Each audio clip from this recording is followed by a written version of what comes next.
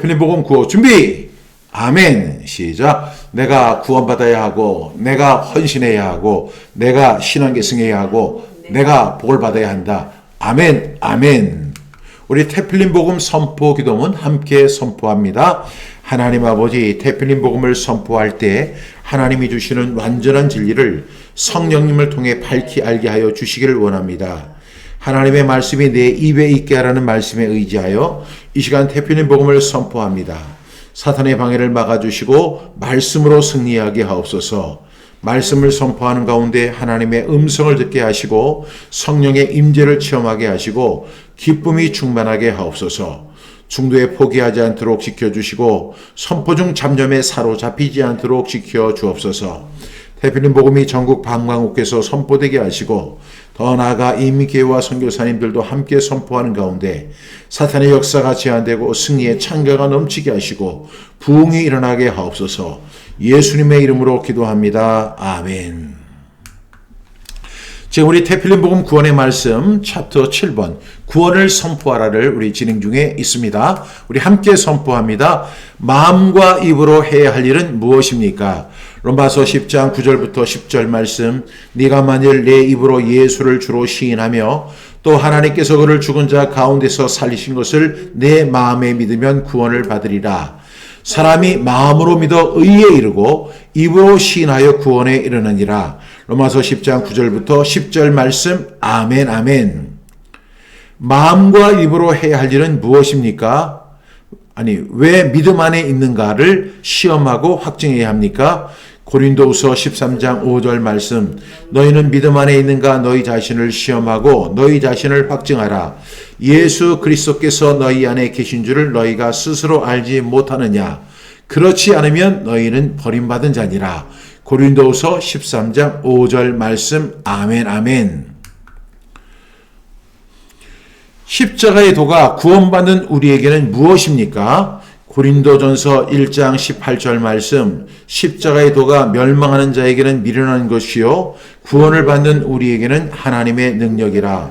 고린도전서 1장 18절 말씀. 아멘. 아멘. 이 말씀 우리 다시 한번 선포하겠습니다. 5번 선포하죠. 그래서 완전히 암송할 수 있기를 바랍니다. 고린도전서 1장 18절 말씀. 십자가의 도가 멸망하는 자들에게는 미련한 것이요 구원을 받은 우리에게는 하나님의 능력이라. 고린도전서 1장 18절 말씀. 아멘. 아멘. 고린도전서 1장 18절 말씀. 십자가의 도가 멸망하는 자에게는 미련한 것이요 구원을 받는 우리에게는 하나님의 능력이라. 고린도전서 1장 18절 말씀. 아멘. 아멘. 고린도전서 1장 18절 말씀. 십자가의 도가 멸망하는 자들에게는 미련한 것이요 구원을 받는 우리에게는 하나님의 능력이라. 고린도전서 1장 18절 말씀. 아멘. 아멘. 고린도전서 1장 18절 말씀. 십자가의 도가 멸망하는 자에게는 미련한 것이요 구원을 얻는 우리에게는 하나님의 능력이라. 고린도전서 1장 18절 말씀. 아멘. 아멘. 눈을 감고 마지막 시작. 고린도전서 1장 18절 말씀. 십자가의 도가 멸망하는 자들에게는 미련한 것이요 구원을 얻는 우리에게는 하나님의 능력이라. 아멘. 고린도전서 1장 18절 말씀. 아멘. 아멘. 여러분, 고린도전서 1장 18절 말씀. 십자가의 도가 멸망하는 자들에게는 미련한 것이요 구원을 받는 우리에게는 하나님의 능력이라 하는 말씀, 너무나 잘 아는 말씀이죠. 그러나 여러분들이 이 말씀의 의미를 진정 깨닫고 있는지 또한 그렇게 보고 있는지를 오늘 이 시간에 점검해 볼 수 있기를 바랍니다. 이 말씀의 배경은 고린도 교회는 지혜, 철학, 말의 능력을 자랑하는 그 고린도라고 하는 지역에 위치한 교회였습니다. 그런 도시 한복판에서 인간적 기준으로 복음을 평가하려는 그런 분위기가 있었습니다. 사람들은 십자가의 복음이 단순한 메시지가 아닌 세상의 철학과 비교를 하면서 십자가의 도가 미련해 보인다. 그리고 세상의 철학과 비교할 때 이건 지혜가 부족하다. 이렇게 판단하는 사람들이 있었습니다.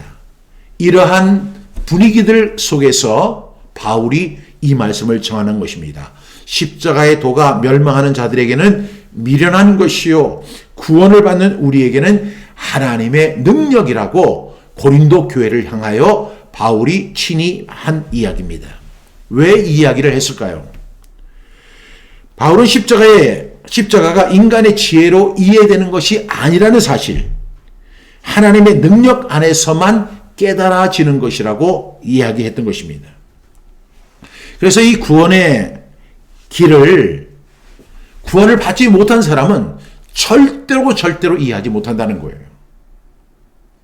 구원을 받은 우리에게는 하나님의 능력이지만 구원을 받지 못한 사람들에게는 이 십자가의 도가 미련해 보인다는 것입니다.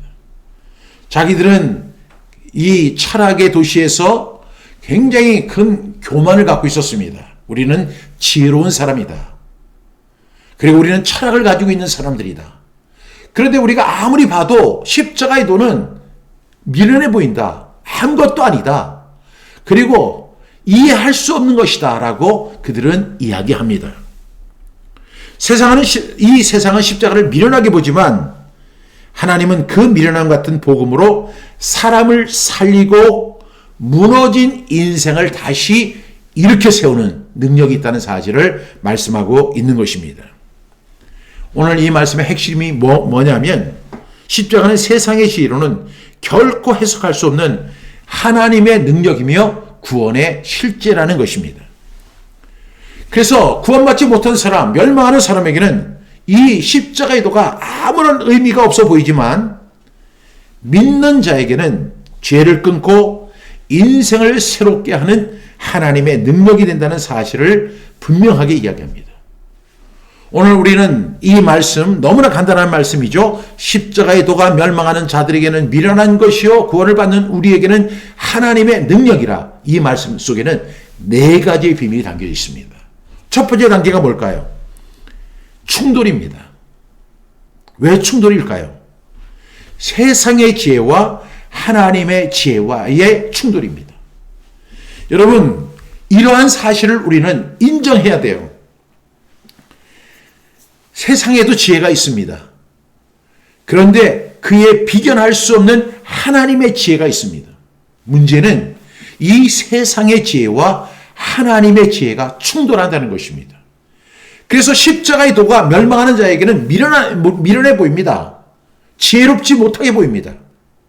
그런데 구원을 받아 보니까 십자가의 도처럼 세상에서 가장 위대한 도가 없는 거예요.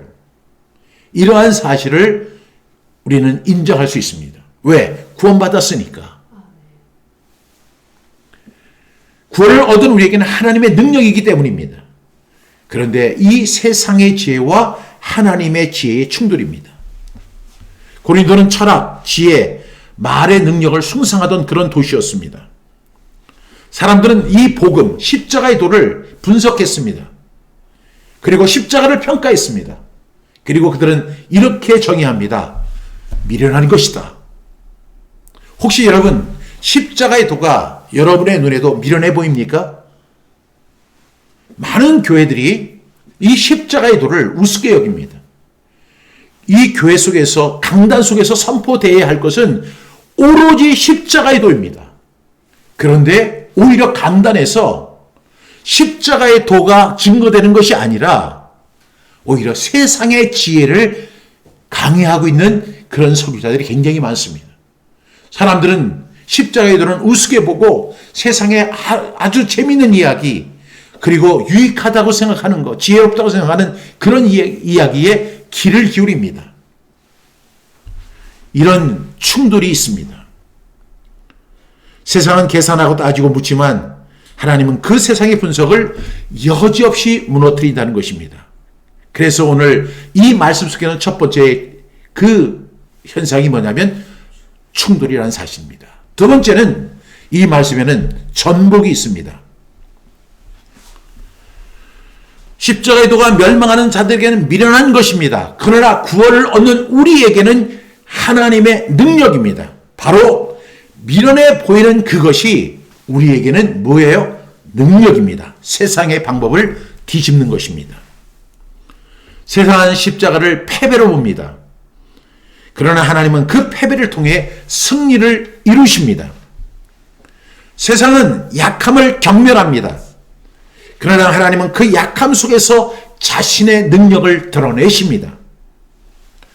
십자가는 세상의 가치관을 전복시키는 하나님의 역설적인 능력인 것입니다. 그래서 십자가는 지혜로운 자, 자칭 지혜로운 자들에게는 미련해 보이지만은 믿는 사람, 구원을 받는 사람에게는 하나님의 능력이 되는 것입니다. 여러분의 인생 속에서도 전복이 일어나야 합니다. 하나님의 말씀, 십자가의 도가 여러분의 인생의 전복을 일으켜야 합니다. 여러분, 이것이 이 네 가지 신비, 첫 번째가 뭐라고 했죠? 충돌입니다. 십자가의 도와 세상의 지혜가 충돌합니다. 두 번째는 뭐죠? 전복입니다. 십자가의 도가 세상의 지혜를 전복시킵니다. 세 번째는 뭘까요? 능력입니다. 십자가의 도가 멸망하는 자들에게는 미련한 것이요 구원을 얻는 우리에게는 뭐라고 했죠? 하나님의 능력이라고 했습니다. 여러분, 십자가는 설명이 아니라 능력입니다. 여러분, 사람들은 지혜를 설명하려고 합니다. 그래야만 자신이 유식해지고 지혜롭고 자신이 탁월하다는 것을 사람들에게 이야기할 수 있습니다. 그러나 십자가는 설명하지 않습니다. 십자가는 그 자체가 능력입니다. 바울은 십자가의 도를 말하지만 그 말씀은 단순한 정보가 아닙니다. 이 십자가의 도는 설명도 아니고 철학도 아닙니다. 십자가는 죄인을 새롭게 하시는 하나님의 실제 능력입니다. 이 십자가의 도가 뭐라고 했죠? 하나님의 능력입니다. 나 같은 사람이 변화되고 새로운 사람이 될 수 있는 방법. 나 같은 죄인 살리신 주은의 놀라와 그 찬양을 작사했던 존 뉴턴은 나 같은 죄인 살리신 주은의 놀랍다. 어메이징하다는 거예요. 왜냐하면 어떻게 그 2000년 전에 나를 위해 그 세상에 그 십자가에서 죽으신 그 예수 그리스도의 사건이 나와 무슨 상관이 있느냐 이렇게 생각할 수 있는데 그 사건이 나에게 전복이 되면서 능력이 됐더라는 것이죠. 그래서 십자가의 도는 정말로 사람들을 깨닫지 못한 사람에게는 미련해 보입니다. 그러나 구원을 얻는 우리에게는 능력입니다. 누구의 능력이죠? 하나님의 능력입니다. 여러분, 이 십자가는 굉장히 중요한 거예요. 왜? 능력이기 때문에 그렇습니다. 죄인을 새롭게 하는 능력이 바로 십자가에 있습니다.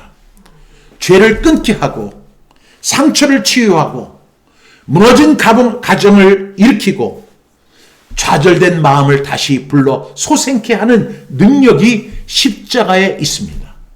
이것은 하나님의 능력입니다. 바로 세 번째 현상은 능력이 나타나게 된다는 것이죠. 십자가의 도는 멸망하는 사람에게는 어떤 거라고요? 미련해 보이지만 구원을 얻는 우리에게는 하나님의 능력이 된다는 것입니다. 네 번째로 이 신비는 바로 분기점입니다. 이 십자가는요, 두 분류로 갈라 놓습니다. 처음에 뭐라고 했죠? 충돌이죠. 두 번째는 뭐죠? 전복이죠. 전복이 일어납니다. 세 번째는 뭐죠? 하나님의 능력이 나타납니다. 네 번째는 분기점이 생깁니다. 바울은 인간을 두 부류로 나누게 됩니다. 어떤 사람이죠? 멸망하는 사람. 또 하나는 뭐죠? 구원받는 사람. 이렇게 분석합니다. 그래서 이 십자가의 도가 똑같은 사람에게 비추는데 그 어떤 사람? 멸망하는 사람은 십자가가 미련해 보입니다. 그리고 구원을 받는 사람에게는 하나님의 능력으로 보인다는 사실입니다. 그래서 완전한 두 부류가 일어나게 되죠. 완전한 분기점이 생깁니다. 멸망하는 자, 그래서 오늘 멸망하는 자들에게는 미련해 보이고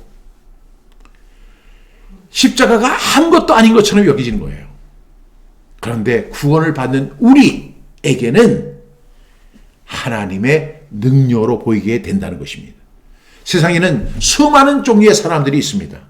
그러나 십자가 앞에서는 딱 두 부류만 있습니다. 하나는 멸망하는 자, 또 하나는 뭐죠? 구원받은 우리가 있다는 것이죠. 그러니까 이 십자가는 취향이 아닙니다. 영적 상태를 드러내는 분기점이라는 사실을 분명히 말씀드릴 수가 있죠. 십자가는 이해되지 않는 것이 아니라 마음이 닫혀 있기 때문입니다. 마음이 닫혀 있으면 십자가가 미련해 보입니다. 영안이 잠겨 있기 때문에 십자가를 미련하게 바라봅니다. 십자가가 뭐야? 세상의 지혜가 얼마나 출중한데. 그러나 그 사람은 바로 멸망하는 사람입니다. 그런데 구원을 얻는 우리에게는 그 십자가가 하나님의 능력이라는 사실입니다. 그 사실을 깨닫게 됩니다.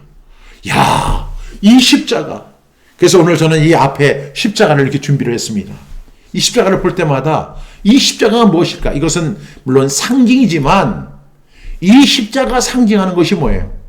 하나님의 능력을 상징하게 된다는 사실입니다. 오늘 말씀을 한번 정리해 보려고 합니다.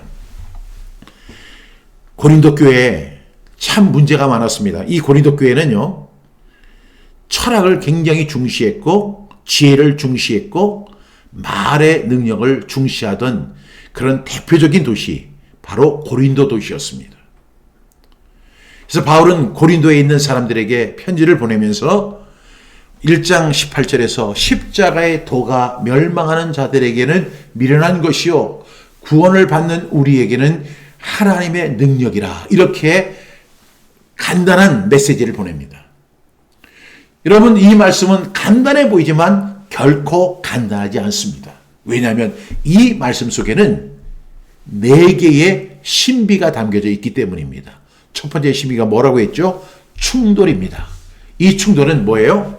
세상의 지혜와 하나님의 지혜의 충돌이 일어난다는 사실을 이 말씀 속에 담고 있습니다. 두 번째, 뭐죠? 전복입니다. 하나님의 방법은 세상의 방법과 완전히 다릅니다. 그래서 결국에는 하나님의 방법이 세상의 방법을 뒤집어 버립니다. 이것이 바로 십자가의 신비입니다. 세상은 십자가를 뭐로 보죠? 패배로 봅니다. 그러나 하나님은 그 패배를 통해서 승리를 이루게 하십니다. 그리고 세상은 약함을 경멸하죠.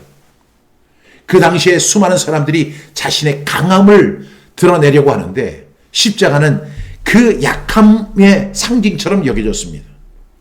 그러나 하나님은 그 약함 속에서 자신의 능력을 드러내시면서 세상을 전복해버립니다. 세 번째 신비는 뭐라고 했죠? 바로 능력입니다. 십자가는 설명이 아닙니다. 십자가는 철학이 아닙니다. 십자가는 지혜가 아닙니다. 십자가는 능력 자체입니다. 바울은 십자가의 도를 그 하나의 정보라고 이야기하지 않습니다. 설명도 철학도 아니라고 이야기합니다. 십자가는 죄인을 다시 새롭게 하는 하나님의 능력이라는 사실을 믿으시기를 축복합니다. 네 번째 이 말씀의 신비는 뭐죠? 분기점입니다. 십자가는 두 부류로 딱 나눠 놓습니다. 세상에 수많은 종류의 사람들이 있지만 두 부류 속에 들어갑니다. 멸망하는 사람, 구원을 받는 우리. 멸망하는 사람에게는 그 십자가가 우습게 보입니다. 그러나 구원을 받는 우리에게는 와, 이것은 하나님의 능력이라는 사실입니다. 오늘 우리는 고린도전서 1장 18절 이 간단한 말씀 속에 담겨진 4개의 신비를 살펴보았습니다. 여러분 이 말씀 암송하시면서 정말로 여러분 한번 여러분의 영적 상태를 점검해 보시길 바랍니다. 정말로 십자가가 나에게 미련해 보이는 것인가?